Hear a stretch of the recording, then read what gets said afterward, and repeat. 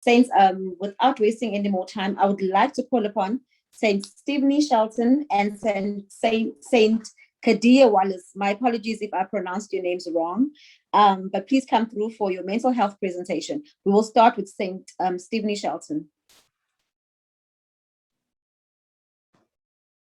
All hail, everybody, and welcome to our possible visiting guests.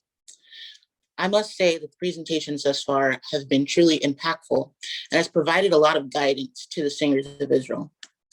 But we've been tasked with a little bit of a different presentation. We are not necessarily talking to you as saints, but whether we come to talk to you from the heart, mind, and soul. So let's take a moment. Let's stand up out of our seats. And let's shake it off a little bit. Lessen the mood a little bit.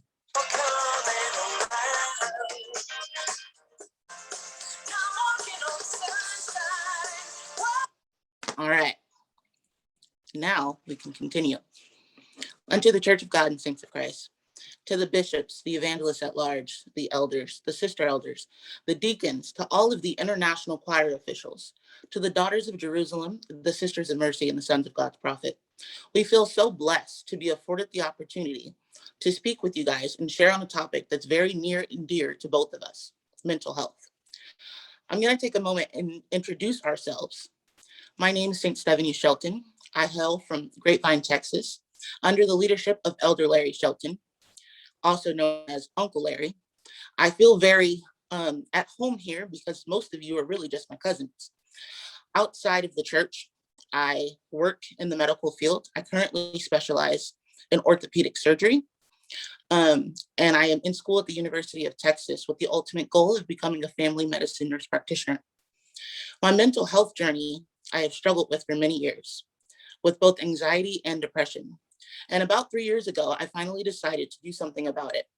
I went to therapy weekly, was started on antidepressants at one point, but I ultimately fight every day to maintain my own peace and happiness through God and the resources that he provides us. And at this time, I'll have St. Kadia introduce herself as well.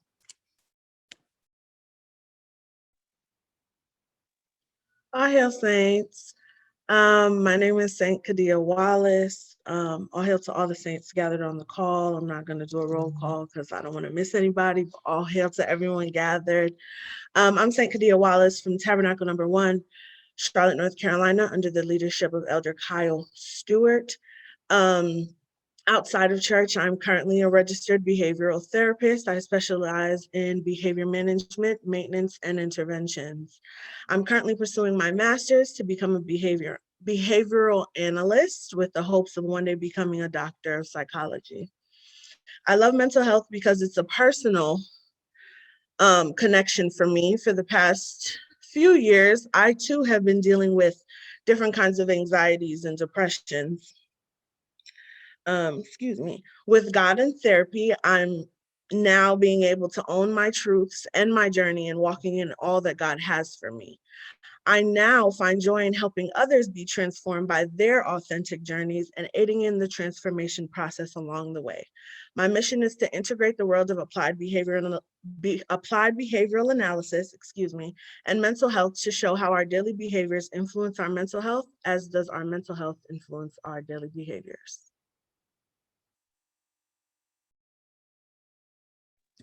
Thank you, St. Kadia. We would first like to draw attention to the fact that we are not doctors or counselors, but we come to you as individuals who have been able to overcome our struggles and show you that you can too. We come to you today as real people who have gone through real things. We've walked through real journeys alone, and we share our stories today so that you know that you are not alone. If you get nothing else out of the next 30 minutes, we want you to know that you are seen, you are heard, and your feelings are valid. Although we come from different cultural backgrounds, we all struggle with mental health just the same. We pray that this conversation provides even a small beacon of hope during this dark time. The topics we are about to discuss are research-based and come from personal experience, but in no way override the advice that you may have received from a trained physician or counselor, and we advise you to seek help if needed. So today, we're going to talk on the topic of anxiety. During this time of so much uncertainty, I believe that if we're all open and honest, each one of us struggle with some degree of anxiety. So what is anxiety? Anxiety is a reaction to situations perceived as stressful or dangerous. It is your body's natural response to stress. It's a feeling of fear or apprehension about what's to come. Now, anxiety is not always bad. It serves to help us avoid danger. You should feel anxious when you're on a cliff or when you're in an unsafe environment, as it heightens your awareness of your surroundings. It acts as a catalyst to our minds and motivates us to take action. Being anxious about something means that it's significant to us. However, when anxiety keeps us from achieving our goals and living our lives fully, it needs to be addressed. Now, I did a little research about the country of South Africa, and I found out that it is referred to as the Rainbow Nation. Am I right on that? I heard and read that Archbishop Desmond Tutu coined the term Rainbow Nation, later used by Nelson Mandela, to describe a post-apartheid South Africa after the first fully democratic election in 1994. It was used to describe the nation at peace with itself and the world, with the coming together of many cultures and people. So today, I feel it fitting to speak on the topic of anxiety and its parallels with rainbows. Today, we want to talk about the rainbows in life, how to handle the rain and the rainbows. So I want to start off by having an open discussion.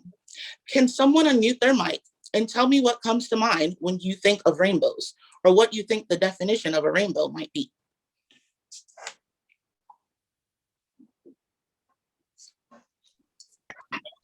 God's promise. Say that one more time. God's promise. God's promise, absolutely. I think sunshine after like rain. Absolutely.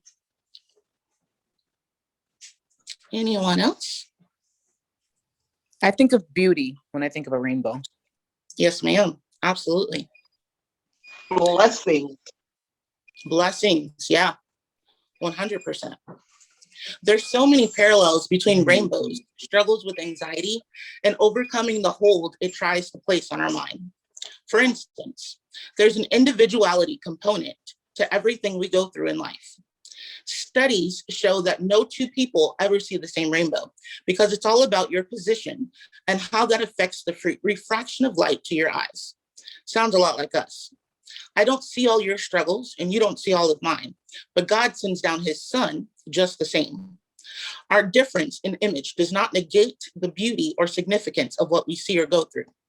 The other parallel is that a rainbow always appears after rain. There must be a storm before experiencing the beauty of a rainbow, which signifies the end of difficulty and despair. But how do we get to the other side? Well, we must come face to face with challenges and hard and uncomfortable situations. The last year has been challenging for everyone. The coronavirus pandemic has truly affected every aspect of our lives, and the resultant anxiety can present as many different storms. Now, I'm not a weatherman, but I want to talk to you today about the forecast from the different storms of anxiety you might experience. They are the natural disasters of life.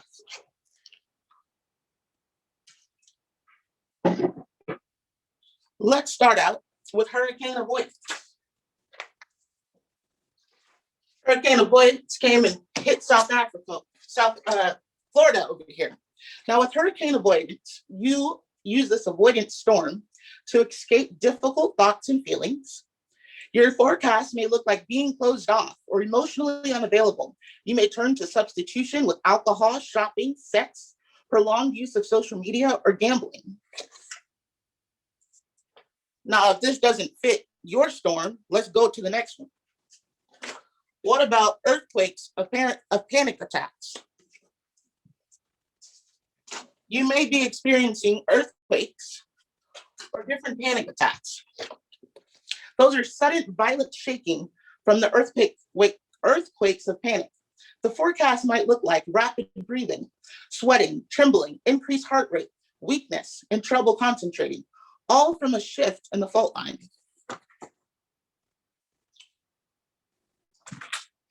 You also may have flash floods of negativity. And what that can present as is lack of focus, restlessness, difficulty staying on task, floods of negative thinking, emotional reasoning, and overgeneralization.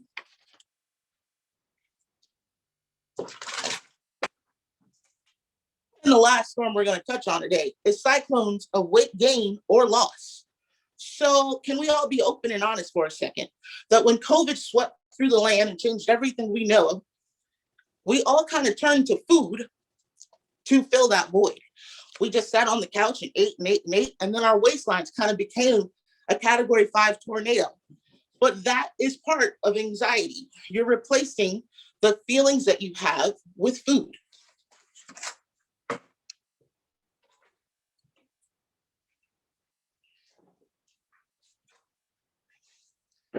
So Stevenie, what was your point in this?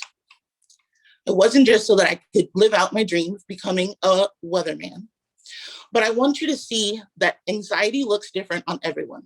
Just like hurricanes and earthquakes and flash floods and cyclones, they're all natural disasters. Anxiety is a natural disaster in your life. It can come sweeping through at a moment.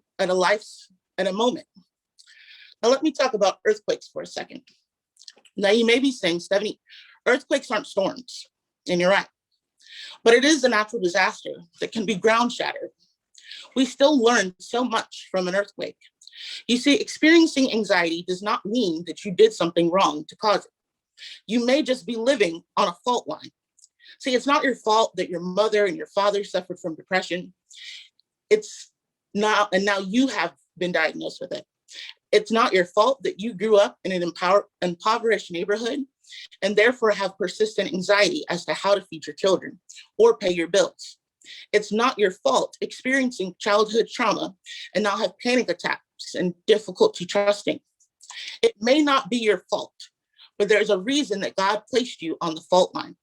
You see, a fault line is a long crack in the surface of the ground, and when the rocks move, it causes devastation without warning. It means that there's a problem with the foundation. So while it might not be your fault that your situation occurred, it is still your responsibility to heal from the brokenness so that the earthquakes can discontinue. It is your responsibility to fix your foundation. You may notice that certain people or places are triggers for you, in which case it may be time to move off the fault line. The last thing that storms of life and natural disasters have in common is that they're temporary. While it may be destructive, it's not forever. It's just for a season, a hurricane season. Trouble doesn't last always. Anxiety doesn't last always. No matter how hard it pours, take refuge that this will not destroy you. How do I know that? In the 9th chapter of Genesis, after God caused rain to fall upon the earth for 40 days and 40 nights to wash away humanity's corruption, he put a rainbow in the sky as a sign of his covenant with us. I take refuge in that symbolism. Yes, sometimes God allows the storms to rage. He allows the pandemic to get out of hand. He allows the panic to ensue. He allows the churches to close and the Passovers to be canceled because his purpose supersedes our understanding. When it's all over, when the rain ceases and the sun comes out, it will have all been worth it. So that when you see the rainbow in the sky, the rainbow in your life, it will be worth the rain. God promised that no matter how bad the storms are, he would never destroy us with the flood. He'll never give you more than you can handle. So let's speak rainbows over our storms because they're coming. There's no worldly cure for anxiety. It is something that will be a lifelong battle. But if we take it one day at a time, when we focus on the color in our lives and all the many positive, beautiful things around us, our problems seem small. The peace and harmony and love and calm that you guys all said comes to mind with rainbows. That's what will present in your life. If you just hold on and commit each day to living a God and rainbow-centered life. Now, one person that I've learned so much from recently is Saint Kadia.